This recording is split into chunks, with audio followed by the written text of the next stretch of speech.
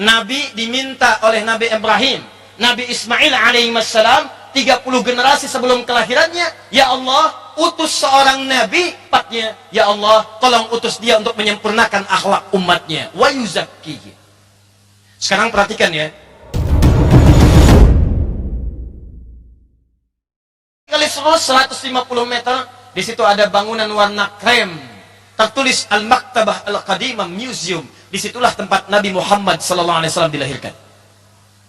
Jadi tidak ada seorang nabi, seorang rasul yang dilahirkan di dekat Ka'bah, didoakan oleh dua orang nabi dan rasul sebelumnya, kecuali Nabi Muhammad SAW.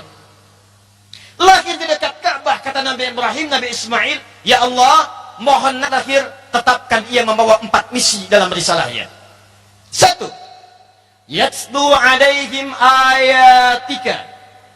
Dia akan membawa petunjuk-petunjuk kehidupan yang mendekatkan hamba dengan Allah, disebut dengan ayat. Kumpulan ayat disebut dengan Al-Quran. Al-Baqarah sekian ayat, Ali Imran sekian ayat, An-Nisa sekian ayat. Kata Nabi Ibrahim, ya Allah, nanti kalau Rasulnya datang, tolong ya Allah utus dia dengan membawa misi menyampaikan ayat-ayatmu. Dikabulkan oleh Allah, diutus, diberikan ayat-ayat. Kumpulan ayat yang disebut dengan Al-Quran. Wa yu'allimuhumul kitab. Nanti setelah dia menyampaikan ayat, ya Allah, berikan kepadanya pengetahuan untuk mengajarkan apa yang dimaksud dengan ayat-ayat itu. Turun ayat salat, Al-Baqarah ayat yang ke-43. Wa aqimus salat, tunaikan salat. Ya Allah, berikan pemahaman kepadanya untuk mengajarkan bagaimana cara salat yang benar. Dari mulai takbir sampai yang benar. Dari mulai takbir sampai dengan salam. Wal hikmah, nanti kita bahas. Wal hikmah, ya Allah, berikan pengetahuan kepadanya untuk menyampaikan pesan-pesan dibalik dengan ajaran sholat itu. Kenapa takbir tangannya mengangkat begini? Kenapa rukuk sejajar dari bagian depan sampai bagian belakang? Kenapa sujud ada 7 anggota badan yang menempel ke tempat sujudnya? Ya Allah, beri pemahaman kepada Rasulmu itu untuk mengajarkan apa hikmah dibalik itu semua. 4, ini yang mau saya terangkan. Wa yuzakkihim. Wa yuzakkihim. Ya Allah, berikan misi pelengkap kepada Rasul ini supaya dia bisa mengajarkan umatnya untuk membersihkan keadaan jiwanya, untuk tampil berakhlakul karimah dalam kehidupannya. Perhatikan baik-baik. Nabi diminta oleh Nabi Ibrahim, Nabi Ismail alaihissalam 30 generasi sebelum kelahirannya, ya Allah, utus seorang nabi, empatnya, ya Allah, tolong utus dia untuk menyempurnakan akhlak umatnya, wa yuzakkihi. Sekarang perhatikan ya. Saya tanya, Nabi Ibrahim, Nabi Ismail minta berapa permintaan tadi? 4 atau 5? 4 atau 5? 1, minta membawa apa? Ayat Al-Quran. 2, mengajarkan kitab. 3, menyampaikan hikmah. 4, mengajarkan akhlak. Wa yuzakkihim. Saya tanya pada anda, di ayat ini akhlak urutan nomor berapa? 4. Allah menjawab 2 orang nabi ini ketika berdoa kepada Allah. Turun jawaban di Al-Baqarah ayat 151, paling kanan sebelah bawah. Sekarang perhatikan jawabannya, ditempatkan di urutan keberapa akhlak oleh Allah Subhanahu wa taala. Lihat kalimatnya. Kama arsalna fikum. Sebagaimana sekarang kami telah kabulkan doa yang dulu. Utus seorang rasul dari kalangan kalian. Kama arsalna fikum rasulan minkum. Nabi Ibrahim berdoa, Rabbana wab'ats fihim rasulan minhum. Kata Allah, kama arsalna fikum rasulan minkum. Kami kabulkan sekarang doanya, kami kirim seorang rasul, kami berikan kemudian tugas kepada rasul ini. Perhatikan kalimatnya ketika Allah menjawab doa 2 orang nabi ini. Yatslu alaikum ayatina. Rasul ini akan kami tugaskan membawa ayat-ayat kami untuk disampaikan kepada umatnya, Al-Quran. Tadi Nabi Ibrahim, Nabi Ismail minta, ya Allah, utus seorang rasul untuk membawa ayat-ayat. Kata Allah, saya kabulkan. Saya utus sekarang seorang rasul, 30 generasi setelahnya. Saya utus seorang rasul, kemudian saya tetapkan, bawa ayat-ayat saya, sampaikan kepada umatmu. Perhatikan urutan keduanya. Wa yuzakkikum. Dengan ayat-ayat itu, saya tugaskan kamu Muhammad, saya angkat kamu jadi rasul, untuk membimbing umatmu supaya berakhlakul karimah dalam kehidupan bermasyarakatnya. 1, saya utus Muhammad membawa ayat-ayat Quran.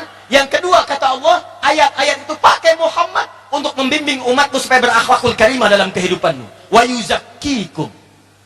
Saya tanya pada anda, tadi Nabi Ibrahim minta akhlak urutan keberapa? 4. Dijawab oleh Allah diurutkan keberapa? 2. 3. Wa yu'allimuhumul kitab. 4. Wal hikmah. 5. Wa yu'allimukum ma lam takunu ta'lamun. Minta 4, dijawab 5. Menempatkan akhlak di urutan keempat, didahulukan oleh Allah Subhanahu wa taala pada urutan yang kedua.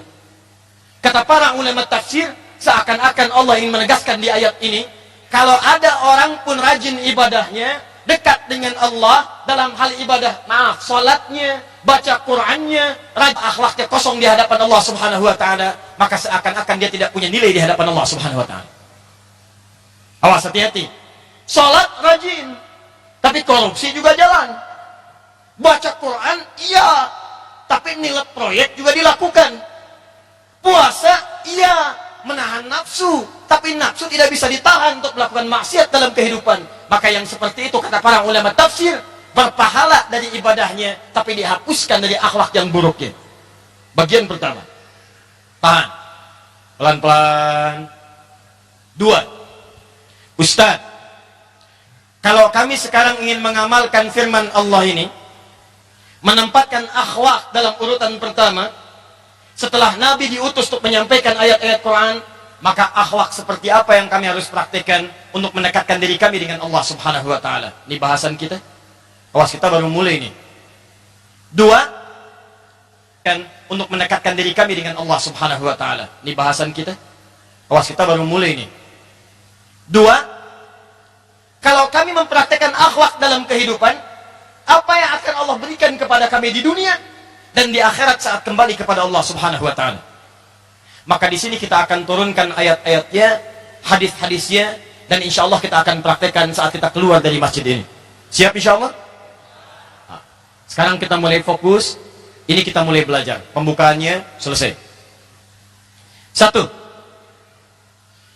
Buka Quran surah ke-51 ayat 56. Paling kanan sebelah atas. Turunannya di Quran surah ke-61 ayat yang ke-6. Prakteknya di Quran surah ke-17 ayat 78. Waktunya di Quran surah ke-4. Waktunya di Quran surah ke-4 ayat 103. Dijaga di Quran surah kedua ayat 238.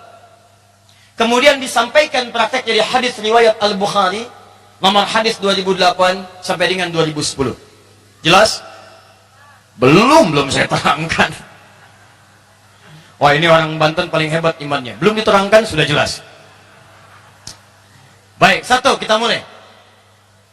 Ya Allah, ya Rasulullah, kalau kami sekarang ingin meningkatkan kedekatan dengan Allah, meningkatkan akhlak kami, sehingga kami mendapatkan rahmat Allah Subhanahu wa taala, maka seperti apa kami mesti memulainya? Turun ayat dalam Al-Quran untuk mempraktekkan akhlak ini, kata Allah, saya bagi kepada 2 aspek yang paling utama. 2 ini Anda kerjakan, maka Allah berjanji dalam Al-Quran akan diturunkan rahmat dan keberkahan dari Allah, bukan hanya untuk 1 orang, untuk seluruh kalangan yang mempraktekkan. Jikalau semua masyarakat Banten, gubernurnya, wakilnya, SKPD-nya, rakyatnya, semua masyarakatnya mempraktekkan 2 hal ini, dijamin oleh Allah langsung di Quran surah ke-7 ayat 96 akan dibuka semua pintu keberkahan di langit dan di bumi untuk tempat itu. 1, saya agak cepat. Akhlak yang pertama, kata Allah, Quran surah ke-51 ayat ke-56. Wa ma khalaqtul jinna wal insa illa liya'budun. Tidaklah aku ciptakan jin dan manusia itu kecuali tujuan utamanya untuk memaksimalkan ibadah kepadaku. Bagian pertama. Tidaklah aku ciptakan jin dan manusia itu kecuali tujuan utamanya untuk memaksimalkan ibadah kepadaku. Kata para ulama, akhlak, cara bagaimana maksimal dalam beribadah untuk menyembah Allah Subhanahu wa taala. Maka turunlah kemudian ujian dari Allah, disertakan ujian itu dengan penampilan akhlak yang terbaik. Mari kita lihat pelan-pelan. Buka Quran surah ke-20 ayat ke-14. Nabi Musa alaihissalam ingin mendekat kepada Allah, ingin menjadi hamba Allah yang baik, ingin mengajak masyarakatnya supaya diberkahi oleh Allah. Apa keterangan pertama kata Allah Subhanahu wa taala? Perhatikan kalimatnya. Innani anallah. Kata Allah, "Hei Musa, saya Allah. La ilaha illa ana. Tidak ada Tuhan selain saya. Fa'budni, sembah saya." Ketika Allah memperkenalkan dirinya kepada Musa alaihissalam, kata Allah, "Saya Tuhan, nggak ada Tuhan selain saya, sembah saya, sembah saya." Bagaimana cara menyembahmu ya Allah?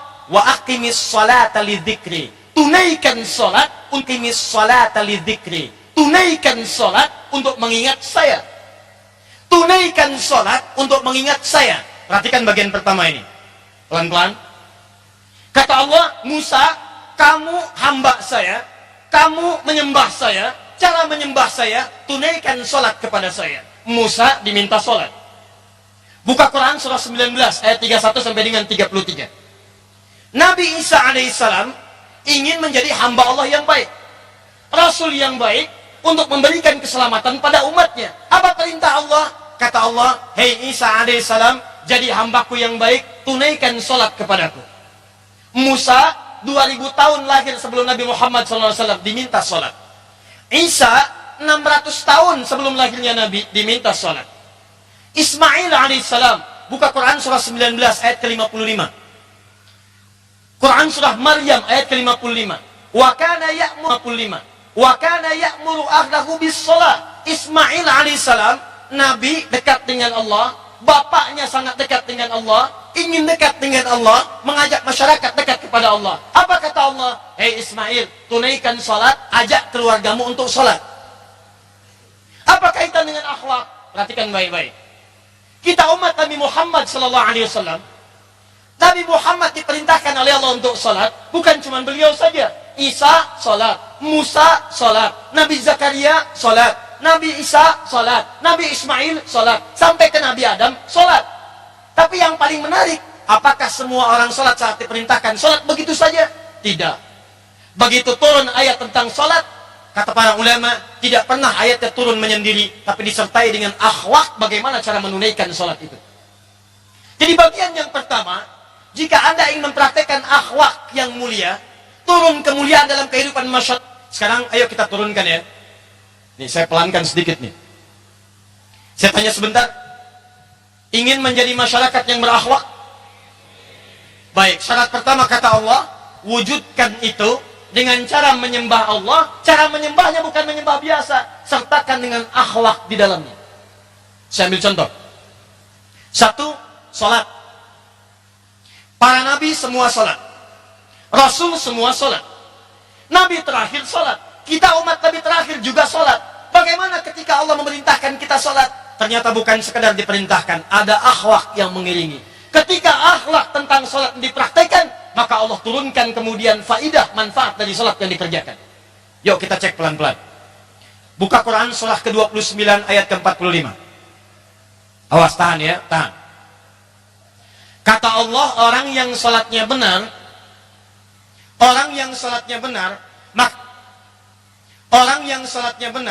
maka yang pertama diberikan kepadanya bukan harta benda, bukan kedudukan, tapi perubahan akhlak dalam dirinya. Lihat ayatnya. Utslu ma ukhya ilaika minal kitab wa aqimis shalah. Innas salata tanha 'anil fahsya. Tuh. Lihat baik-baik. Utslu ma ukhya ilaika minal kitab. Muhammad, baca, pahami, sampaikan semua kandungan ajaran dalam Alkitab. Terangkan kepada umatmu. Wa aqimis shalah. Kemudian perintahkan mereka untuk menunaikan salat dengan benar. Perhatikan kalimatnya. Wa aqimis shalah. Kalimat salatnya ada alif lamnya. Beda dalam ilmu nahwu, kaidah bahasa Arab, antara kalimat menggunakan alif lam dengan kalimat yang tidak pakai alif lam. Sekarang silakan Anda cek semua kalimat salat dalam Al-Quran.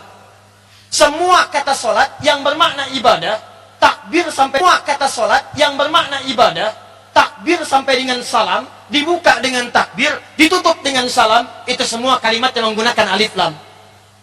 Kalimat salat pertama Al-Baqarah ayat 3. Alladzina yu'minuna bil ghaib wa yuqimunas.